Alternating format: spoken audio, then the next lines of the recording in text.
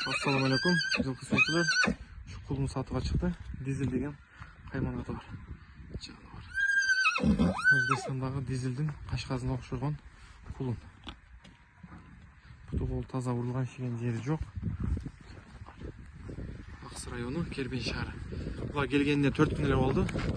4 күнелер уақыт болды. Ноқтоға кетшінде түштім, ноқтоға салғаны. Жаңа үсті қазын қырғыла. Өте мощный екен. Сағар болады. Чоң қолындар. Атазының бойы 1,78 см. Бұлар бияққа келгендегі анша өзгеріп кетеді. Бейдемен жемді жегенде Қырғызстандың бедезімен чөбі өте күшті.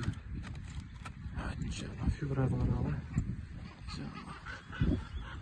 Ақшаздағы тайға жараша қойылады.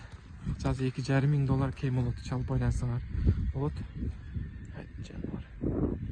Доставкалар бар, қоңшар көлелер.